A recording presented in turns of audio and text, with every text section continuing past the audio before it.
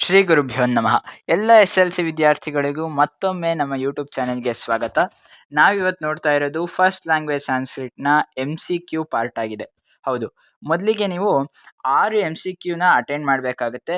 ಇದರಲ್ಲಿ ಸಮಾನಾರ್ಥಕ ಪದ, ವಿರುದ್ಧಾರ್ಥಕ ಪದ, ಮತ್ತೆ ಸ್ತ್ರೀಲಿಂಗಕ್ಕೆ ರೂಪವನ್ನು ಬದಲಾಯಿಸುವುದು, ಮತ್ತೆ ಪುಲ್ಲಿಂಗಕ್ಕೆ ರೂಪವನ್ನು ಬದಲಾಯಿಸುವುದು, ಮತ್ತೆ ಲಕಾರ, ವಿಭಕ್ತಿ ಯಾವುದು ಮತ್ತು ರೇಖಾಂಕಿತ ಪದಕ್ಕೆ ಪ್ರಶ್ನೆ ನಿರ್ಮಾಣವನ್ನು ಮಾಡುವುದು. ಇದಿಷ್ಟು ಆಗಿರುತ್ತೆ. ಇಲ್ಲಿ 6 ಕ್ವಶನ್ಗಳಿರುತ್ತೆ. ಮೊದಲಿಗೆ ನಾವು ಸಮಾನಾರ್ಥಕ ಪದ, ಈ MCQ ಅಲ್ಲಿ ಯಾವ್ಯಾವುದು ಸಮಾನಾರ್ಥಕ ಪದ ಬರಬಹುದು, ನನಗೆ ಗೊತ್ತಿರೋ ಹಾಗೆ ಆದಷ್ಟು ಕೂಡ ಈ ಕ್ವಶನ್ಗಳಿಂದನೇ ನಿಮ್ಮ ಫೈನಲ್ಗೂ ಕೂಡ ಸಮಾನಾರ್ಥಕ ಪದ MCQ ಅಲ್ಲಿ ಒಂದು ಕ್ವಶನ್ ಖಂಡಿತ ಬಿದ್ದೇ ಬೀಳುತ್ತೆ. ಬೈ ಚಾನ್ಸ್ ಈ ಕ್ವಶನ್ ಅಲ್ಲಿ ಬೀಳಿಲ್ಲ ಅಂದ್ರೆ ಇದೇ ತರಹದ ಕ್ವಶನ್ನೇ ಖಂಡಿತ ಬೀಳುತ್ತೆ, ಅಷ್ಟಂತೂ ನಾನು ಹೇಳಬಲ್ಲೆ. ಹಾಗಾಗಿ ಶುರು ಮಾಡೋಣ. ಮೊದಲಿಗೆ ಸಮಾನಾರ್ಥಕ ಪದದಿಂದ ಶುರು ಮಾಡೋಣ. ವಿಪಿನಂ ಅಸ್ಯ ಸಮಾನಾರ್ಥಕ ಪದಂ. ವಿಪಿನ ಅಂತ ಅಂದ್ರೆ ಅದರ ಸಮಾನಾರ್ಥಕ ಪದ ಯಾವುದು ಅಂತ ಕೇಳ್ತಾ ಇದ್ದಾರೆ. ಇಲ್ಲಿ ವಿಪಿನ ಅಂತ ಅಂದ್ರೆ ಗಹನಂ, ಅರಣ್ಯಂ ಅಂತ, ಕಾಡು ಅಂತ ಅರ್ಥ. ಇಲ್ಲಿ ಆಪ್ಷನ್ ಎ ಆಗಿರುತ್ತೆ. ಅದಾದ್ಮೇಲೆ ದಶಾಸ್ಯ ಅಸ್ಯ ಸಮಾನಾರ್ಥಕ ಪದ. ದಶಾಸ್ಯ ಅಂತ ಅಂದ್ರೆ, ದಶ ಅಂತ ಅಂದ್ರೆ 10 ತಲೆಗಳನ್ನು ಉಳ್ಳವನು ಯಾರು ಅಂತ ಅಂದ್ರೆ ರಾವಣ ಅಂತ. ಇದು ಆಪ್ಷನ್ ಡಿ ಆಗಿರುತ್ತೆ. ನೆಕ್ಸ್ಟ್ ಮೂರನೇ ಕ್ವಶನ್ ನೋಡೋದಾದರೆ, ದಿವಾಕರಃ ಅಸ್ಯ ಸಮಾನಾರ್ಥಕ ಪದ. ದಿವಾಕರಃ ಅಂತ ಅಂದ್ರೆ ನಿಮ್ಗೆಲ್ರಿಗೂ ಕೂಡ ಗೊತ್ತೇ ಇದೆ, ಸೂರ್ಯ ಅಂತ. ನೋಡಿ ಇಲ್ಲಿ ಆಪ್ಷನ್ ರವಿಹಿ. ಕ್ಷಿತಿಪಾಲಃ.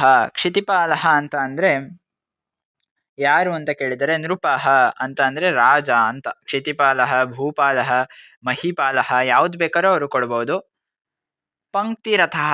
ಪಂಕ್ತಿರಥಃ ಅಂತ ಅಂದ್ರೆ ಯಾರು ಅಂತ. ಪಂಕ್ತಿರಥಃ ಅಂತ ಅಂದ್ರೆ ದಶರಥ.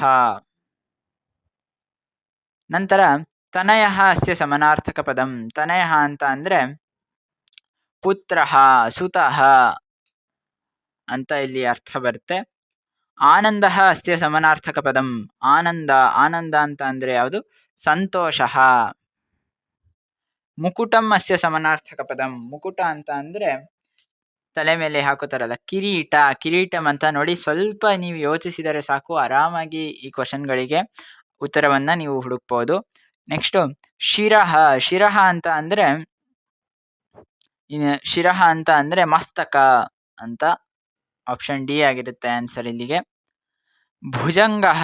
ಭುಜಂಗಃ ಅಂತ ಅಂದ್ರೆ ಯಾರು. ಭುಜಂಗಃ ಅಂತ ಅಂದ್ರೆ ಸರ್ಪಃ, ಅಹಿಹಿ ಅಂತ. ಭುಜಂಗ ಅಂತ ಅಂದ್ರೆ ಸರ್ಪಃ ಅಂತ. ನೆಕ್ಸ್ಟ್ ವೃತ್ತಾಂತಃ ಅಸ್ಯ ಸಮಾನಾರ್ಥಕ ಪದ.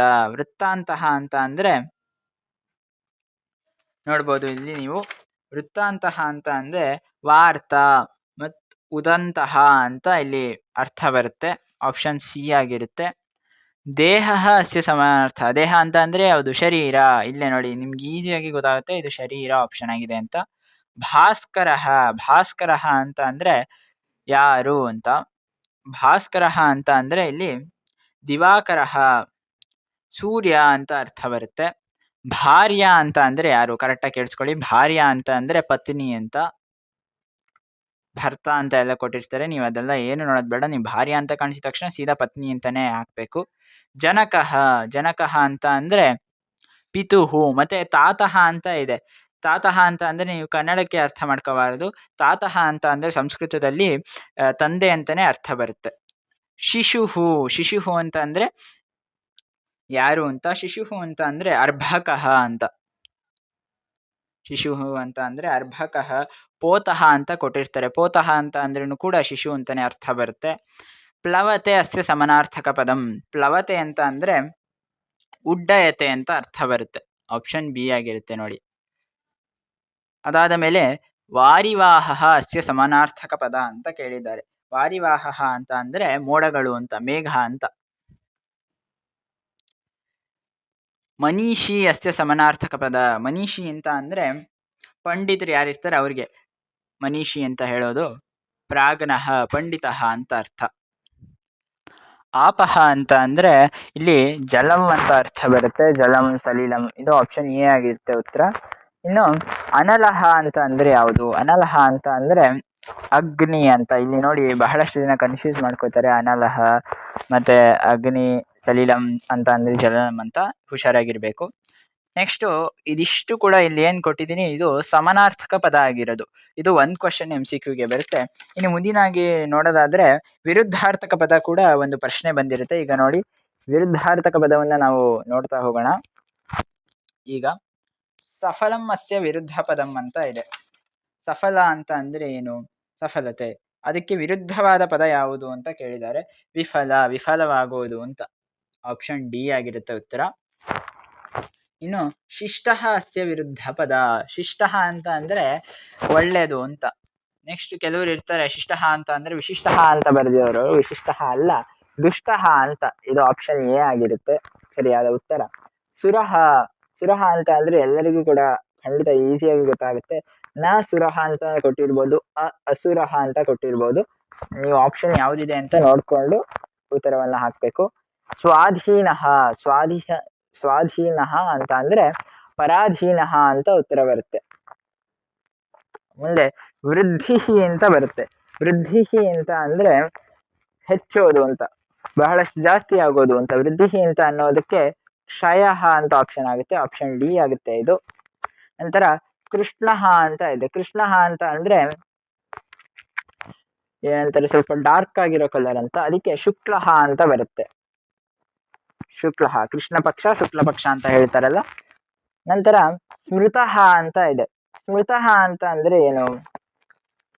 ಸ್ಮೃತಃ ಅಂತ ಅನ್ನೋದಕ್ಕೆ ಕರೆಕ್ಟ್ ಅದು ವಿಸ್ಮೃತಃ ಅಂತ ಉತ್ತರ. ಅದಾದ ಮೇಲೆ ವಿಳಂಬ, ವಿಳಂಬ ಅಂತ ಅಂದ್ರೆ ತಡವಾಗಿ ಮಾಡೋದು, ತಡ ಮಾಡೋದು ಅಂತ. ವಿಳಂಬವಾಗಿ ಬಾ ಅಂತ. ವಿಳಂಬ ಅಂತ ಅನ್ನೋದಕ್ಕೆ ಅವಿಳಂಬ ಅಂತ ಉತ್ತರ ಆಗಿದೆ. ಆಪ್ಷನ್ ಸಿ ಆಗಿದೆ ಇಲ್ಲಿ. ಸುಖದ ಅಸ್ಯ ವಿರುದ್ಧ ಪದ. ಸುಖದ ಅಂತ ಅಂದ್ರೆ ಸುಖವಾಗಿರೋದು ಅಂತ, ಅದಕ್ಕೆ ದುಃಖದ ಆಗುತ್ತೆ.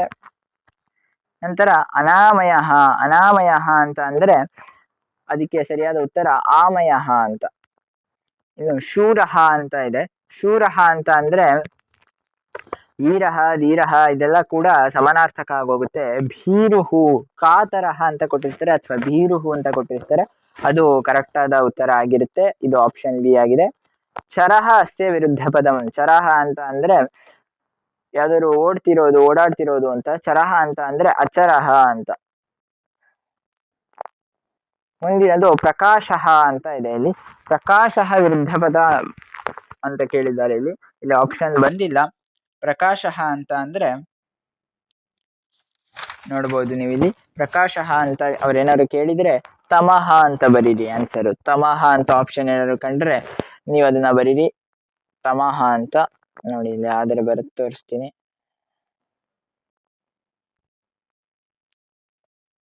ತಮಃ ಅಂತ ಇರುತ್ತೆ ಆಪ್ಷನ್. ತಮಃ ಅಂತ ನೀವು ಬರಿಬೇಕು. ನೆಕ್ಸ್ಟ್ ದ್ವೇಷಃ ಅಸ್ಯ ವಿರುದ್ಧ ಪದಂ. ದ್ವೇಷಃ ಅಂತ ಅಂದ್ರೆ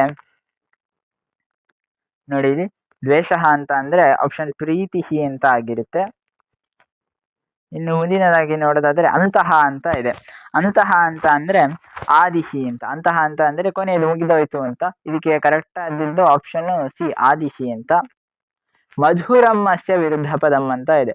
ಮಧುರ ಅಂತ ಅನ್ನೋದಕ್ಕೆ ವಿರುದ್ಧ ಪದ ಕಟುಹು ಆಗಿರುತ್ತೆ. ಇದಕ್ಕೆ ಸರಿಯಾದ ಉತ್ತರ ಕುಮತಿಹಿ ಅಸ್ಯ ವಿರುದ್ಧ ಪದಂ ಅಂತ ಇದೆ. ಕುಮತಿಹಿ ಅಂತ ಅಂದ್ರೆ ಸುಮತಿಹಿ ಅನ್ನುವುದು ಸರಿಯಾದ ಉತ್ತರ ಆಗಿರುತ್ತೆ. ನೋಡ್ಬೋದು. ಇನ್ನು ಅಘಂ ಅಂತ ಇದೆ. ಅಘಂ ಅಂತ ಅಂದ್ರೆ ಅನಘಂ ಅಂತ ಇದೆ ನೋಡಿ. ಇದು ಸರಿಯಾದ ಉತ್ತರ. ಸುಲಭಂ ಯಾರು ಕೂಡ ಬರಿಬಾರದು. ಸರಿಯಾದ ಉತ್ತರ ಅನಘಂ ಅಂತ. ದುರ್ಲಭಂ, ದುರ್ಲಭಂ ಅಂತ ಅಂದ್ರೆ ಕಷ್ಟವಾಗಿರೋದು ಅಂತ. ಅದಕ್ಕೆ ಸುಲಭಂ ಅಂತ ಉತ್ತರ. ಸುಲಭಂ ದುರ್ಲಭಂ ಅಂತ ಅವೆರಡು ಕೂಡ ವಿರುದ್ಧಾರ್ಥಕ ಪದಗಳು. ಇನ್ನು ಮುಂದಿನದಾಗಿ ನೋಡಿದರೆ ಸಂಶಯ, ಸಂಶಯ ಅಂತ ಇದೆ. ಸಂಶಯ ಅಂತ ನೋಡೋದಾದ್ರೆ ಅದಕ್ಕೆ ವಿರುದ್ಧಾರ್ಥಕ ಪದ ಬಂದು ಅಸಂಶಯ ಅಂತ. ಅಸಂಶಯ ಆಪ್ಷನ್ ಎ ಉತ್ತರ ಆಗಿರುತ್ತೆ. ಮಾರ್ದವಂ ಅಸ್ಯ ವಿರುದ್ಧ ಪದಂ. ಮಾರ್ದವಂ ಅಂತ ಅಂದ್ರೆ ಅದಕ್ಕೆ ವಿರುದ್ಧ ಪದ ಬಂದು ಕಾಠಿಣ್ಯಂ ಅಂತ. ಆಪ್ಷನ್ ಡಿ ಆಗಿದೆ ನೋಡಿ, ಕಾಠಿಣ್ಯಂ. ಇದು ಒಂದು ತರಹದ ಪ್ರಶ್ನೆ ಆಯ್ತು. ಇನ್ನು ರೇಖಾಂಕಿತ ಪದ ಅಂತ ಕೊಟ್ಟಿರ್ತಾರೆ. ಅಂದ್ರೆ ಅಂಡರ್ಲೈನ್ ವರ್ಡ್ಗೆ ನೀವು ಪ್ರಶ್ನೆಯನ್ನ ನಿರ್ಮಾಣವನ್ನ ಮಾಡಬೇಕು. ಅದು ಕೂಡ ಒಂದು ತರಹದ ಪ್ರಶ್ನೆ ಆಗಿದೆ.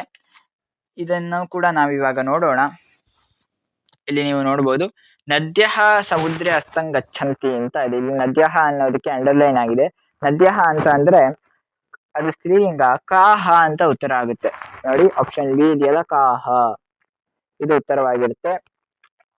ತ್ವಂ ತ್ಯಕ್ತೇನ ಭುಂಜಿತಾಹ, ತ್ವಂ ತ್ಯಕ್ತೇನ ಭುಂಜಿತಾಹ ಅಂತ ಅಂದ್ರೆ ತ್ಯಕ್ತೇನ ಆಗೋಗಿದೆ, ಸೊ ಅದಕ್ಕೆ ಕೇನ ಅಂತ ಆಗುತ್ತೆ. ಉಪನಿಷದ ಶತಶಃ ಸಂತಿ ಅಂತ ಇಲ್ಲಿದೆ. ಶತಶಃ ಅಂತ ಅಂದ್ರೆ ಇಲ್ಲಿ ಕತಿಹಿ ಅಂತ, ಕತಿ ಅನ್ನೋದು ಉತ್ತರ ಸರಿಯಾಗಿದೆ. ಕತಿ ಅಂತ ಅಂದ್ರೆ ಎಷ್ಟು ಅಂತ. ನಂತರ ವೃತ್ರಾಸುರ ಜನಾನ್ ಪೀಡಯತಿ, ವೃತ್ರಾಸುರ ಅಂತ ಇದೆ. ಇದಕ್ಕೆ ವೃತ್ರಾಸುರ ಅಂತ ಅಂದ್ರೆ ಯಾರು ಜನರನ್ನು ಪೀಡಿಸುತ್ತಿದ್ದರು ಅನ್ನೋದಕ್ಕೆ ಬರುತ್ತೆ. ಸೊ ಕಹ ಅನ್ನುವುದು ಉತ್ತರ ಆಗುತ್ತೆ, ಆಪ್ಷನ್ ಡಿ ಆಗಿರುತ್ತೆ. ದೇವದಾನವಯೋಹೋ ಘೋರಂ ಯುದ್ಧಂ ಪ್ರಾವರ್ತತ ಅಂತ ಇದೆ. ದೇವದಾನವರು ಘೋರವಾದ ಯುದ್ಧವನ್ನ ಮಾಡಿದರು ಅಂತ. ಕೀದೃಶಂ ಅನ್ನುವುದು ಇದು ಸರಿಯಾದ ಉತ್ತರವಾಗಿದೆ. ನಂತರ ದಧೀಚಿನ ಸ್ವದೇಹ ಇಂದ್ರಾಯ ಅರ್ಪಿತಃ, ದಧೀಚಿ ತಮ್ಮ ದೇಹವನ್ನ ಇಂದ್ರನಿಗೆ ಅರ್ಪಿಸಿದರು ಅಂತ. ಅದಕ್ಕೆ ಯಾರಿಗೆ ಎನ್ನುವುದಕ್ಕೆ ಕಸ್ಮೈ ಅಂತ, ಆಪ್ಷನ್ ಡಿ ಆಗಿರುತ್ತೆ ಉತ್ತರ. ಸೂರ್ಯದೇವಸ್ಯ ಅನುಗ್ರಹೇಣ ಇದಂ ವಿಶ್ವಮಸ್ತಿ. ಸೊ ಸೂರ್ಯದೇವನ ಅನುಗ್ರಹ ಏನಿದೆ ಅದರಿಂದಲೇ ಈ ವಿಶ್ವವು ಇದೆ ಎನ್ನುವುದಕ್ಕೆ. ಸೂರ್ಯದೇವನ ಅಂದ್ರೆ ನೋಡಿ ಇಲ್ಲಿ ಸೂರ್ಯದೇವಸ್ಯ ಅಂತ ಇದೆ, ನಿಮ್ಗೆ ಆನ್ಸರು ಕೂಡ ಕಸ್ಯ ಅಂತ ಇರುತ್ತೆ. ನಿಮ್ಗೆ ಗೊತ್ತಾಗ್ಲಿಲ್ಲ ಅಂದ್ರೆ ಸ್ವಲ್ಪ ಯೋಚನೆ ಮಾಡಿ ಬರೀರಿ. ಶೂನ್ಯಸ್ಯ ಯೋಗದಾನಂ ಭಾರತೀಯಂ ಅಸ್ತಿ ಅಂತ ಇದೆ, ಇಲ್ಲಿ ನೀವು ನೋಡ್ಬೋದು. ಶೂನ್ಯಸ್ಯ ಯೋಗದಾನಂ ಭಾರತೀಯಂ ಅಸ್ತಿ ಅಂತ ಇದೆ. ಇಲ್ಲಿ ನೋಡೋದಾದ್ರೆ ನೀವು ಕೇಶಾಮ್ ಅನ್ನುವುದು ಉತ್ತರ ಆಗ್ತದೆ, ಆಪ್ಷನ್ ಸಿ ಆಗಿರುತ್ತೆ, ಕೇಶಾಮ್. ಚಂದ್ರಸ್ಯ ಶುಕ್ಲ ಪಕ್ಷೆ ವೃದ್ಧಿ ಭವತಿ ಅಂತ ಇದೆ. ಚಂದ್ರಸ್ಯ ಶುಕ್ಲ ಪಕ್ಷೆ ವೃದ್ಧಿ ಭವತಿ, ಇಲ್ಲಿ ಶುಕ್ಲ ಪಕ್ಷಕ್ಕೆ ಅಂಡರ್ಲೈನ್ ಆಗಿದೆ, ಹಾಗಾಗಿ ಇದು ಕದಾ ಅನ್ನುವುದು ಉತ್ತರ ಆಗ್ತದೆ. ರೋಗ ನಿಧಾನಂ ಧಮನ್ಯಾಹ ಚೇಷ್ಟಾಯ ಜಾನಂತಿ ಅಂತ ಇದೆ, ಚೇಷ್ಟಯ ಜಾನಂತಿ ಅಂತ. ಇದಕ್ಕೆ ಉತ್ತರ ಬಂದು ಕಸ್ಯಾಹ ಅಂತ. ನೋಡಿ ಇದು ಆಪ್ಷನ್ ಇದೆಯಲ್ಲ, ಕಸ್ಯಾಹ ಅಂತ. ಸಂಸ್ಕೃತ ಕವೀಷು ಸತ್ಯವ್ರತ ಶಾಸ್ತ್ರಿ ವಿರಾಜತೆ, ಸಂಸ್ಕೃತ ಕವಿಗಳಲ್ಲಿ ಸತ್ಯವ್ರತ ಶಾಸ್ತ್ರಿ ಅಂತ ಇದೆ. ಇಲ್ಲಿ ನೋಡ್ಬೋದು ಇದಕ್ಕೆ ಉತ್ತರ ಬಂದು ಕಹ ಅಂತ, ಆಪ್ಷನ್ ಎ ಆಗಿರುತ್ತೆ. ಇನ್ನು ಕ್ವಶನ್ ನಂಬರ್ 12 ನೋಡೋದಾದ್ರೆ, ಕ್ರಿಸ್ತಶಕ 2001 ತಮೇ ವರ್ಷೆ ಸತ್ಯವ್ರತ ಶಾಸ್ತ್ರಿ ಮಹೋದಯ ಪುರಸ್ಕೃತ ಅಂತ ಇದೆ. ಈಗ ಇಸ್ವಿಗೆ ಅಂಡರ್ಲೈನ್ ಹಾಕಿರೋದ್ರಿಂದ ಯಾವಾಗ ಅಂತ ಕೇಳಬೇಕು ನಾವು, ಅದಕ್ಕೆ ಕದಾ ಅಂತ ಹೇಳ್ತೀವಿ, ಕದಾ ಅಂತ, ಆಪ್ಷನ್ ಸಿ ಆಗಿರುತ್ತೆ. ಇನ್ನು ಸತ್ಯವ್ರತ ಶಾಸ್ತ್ರಿ ಮಹೋದಯ ಸ್ವಜೀವನಂ ಸಂಸ್ಕೃತಾಯ ಅರ್ಪಯತ್ ಅಂತ ಇದೆ. ಸಂಸ್ಕೃತಾಯಗೆ ಇಲ್ಲಿ ಅಂಡರ್ಲೈನ್ ಆಗಿದೆ, ಸೊ ಇದಕ್ಕೆ ಕಸ್ಮೈ ಅನ್ನುವುದು ಉತ್ತರ ಆಗಿರುತ್ತೆ, ಆಪ್ಷನ್ ಡಿ ಆಗಿರುತ್ತೆ. ಇನ್ನು ಶಕ್ರಃ ಮಹತ್ತರ ಭಿಕ್ಷಾಂ ಯಾಚೆ ಅಂತ ಇದೆ. ಶಕ್ರಃ ಮಹತ್ತರಂ ಭಿಕ್ಷಾಂಗೆ ಅಂಡರ್ಲೈನ್ ಆಗಿದೆ, ಅಂದ್ರೆ ಕಾಮ್ ಅಂತ ಬರುತ್ತೆ ಇಲ್ಲಿ, ಆಪ್ಷನ್ ಸಿ ಆಗಿರುತ್ತೆ, ಆಪ್ಷನ್ ಸಿ ಆಗಿರುತ್ತೆ. ನೆಕ್ಸ್ಟ್ ಶಲ್ಯಕರ್ಣೌ ರಥಾರೋಹಣಂ ಕುರುತಃ ಅಂತ ಇದೆ. ಅಂತ ಅಂದ್ರೆ ಕೌ ಅನ್ನೋದು ಇದಕ್ಕೆ ಉತ್ತರ ಆಗಿರುತ್ತೆ, ಕೌ ಅಂತ. ನೋಡಿ ಆಪ್ಷನ್ ಸಿ ಇದೆಯಲ್ಲ ಇದು. ಮಮ ದೇಹ ರಕ್ಷಾ ಅಂಗೈಹಿ ಸಹಜನಿತಂ ಅಂತ ಇದೆ. ಕ್ವಶನ್ ನಂಬರ್ 16, ಇದಕ್ಕೆ ಆಪ್ಷನ್ ಬಂದು ಕೈಹಿ ಅಂತ. ನೋಡಿ ಇಲ್ಲಿ ಕೈಹಿ, ಅಂಗೈಹಿ, ಇಲ್ಲಿ ಕೈಹಿ ಅಂತ ಉತ್ತರ ಇದೆ. ಧರ್ಮನರಸ್ಯ ವೃತ್ತಂ ಜಾನತಿ, ಧರ್ಮನರಸ್ಯ ವೃತ್ತಂ ಜಾನಾತಿ ಅಂತ ಇದೆ. ಅದಕ್ಕೆ ಕಸ್ಯ ಅಂತ ಆಪ್ಷನ್ ಸರಿಯಾದದು, ಕಸ್ಯ ಆಪ್ಷನ್ ಬಿ ಆಗಿದೆ. ಇನ್ನು ಕ್ವಶನ್ ನಂಬರ್ 18 ನೋಡೋದಾದರೆ, ಭಾಗ್ಯಾನಿ ಕಾಲೇ ಫಲಂತಿ ಅಂತ ಇದೆ. ಕಾಲೆ ಅಂತ ಅನ್ನೋದಿದೆ, ಅಂದ್ರೆ ಯಾವಾಗ ಅಂತ ನಾನು ಅವಾಗಲೇ ಹೇಳ್ದಂಗೆ ಕದಾ ಅನ್ನುವುದು ಕರೆಕ್ಟ್ ಆದ ಉತ್ತರ ಆಗಿರುತ್ತೆ. ಇನ್ನು ಕ್ವಶನ್ ನಂಬರ್ 19 ನೋಡಿದ್ರೆ, ಸತಾಂ ಸಂಗಃ ಕುಮತಿಂ ದೂರೀಕರೋತಿ ಅಂತ ಇದೆ. ಕುಮತಿಂಗೆ ಅಂಡರ್ಲೈನ್ ಆಗಿದ್ರೆ ಇಲ್ಲಿ ಕಾಮ್ ಅನ್ನುವುದು ಸರಿಯಾದ ಉತ್ತರ ಬರುತ್ತೆ. ನೋಡಿದ್ರಲ್ಲ, ಇಲ್ಲಿವರೆಗೆ ನಾವು MCQ ಅಲ್ಲಿ ಬರುವಂತಹ 3 ಕ್ವಶನ್ಗಳಿಗೆ ಉತ್ತರವನ್ನು ನೋಡಿದ್ವಿ, ಅಂದ್ರೆ 3 ಟೈಪ್ನ ಕ್ವಶನ್ಗೆ ಉತ್ತರವನ್ನು ನೋಡಿದ್ದೇವೆ. ಸಾಮಾನ್ಯವಾಗಿ ಏನು MCQ ಬೋರ್ಡಲ್ಲಿ ಬರುತ್ತೋ ಇದಿಷ್ಟರಿಂದನೇ ಬರುತ್ತೆ, ಅಥವಾ ತಪ್ಪಿದ್ರೆ ಇದೇ ತರಹದ ಪ್ಯಾಟರ್ನ್ ಅಲ್ಲೇ ಬರುತ್ತೆ, ಇದೇ ತರದ್ರಲ್ಲೇ ಬರುತ್ತೆ. ನಿಮ್ಗೆಲ್ರಿಗೂ ಕೂಡ ಈ ವಿಡಿಯೋ ಇಷ್ಟ ಆಗಿದೆ ಅಂತ ಅನ್ಕೋತೀನಿ.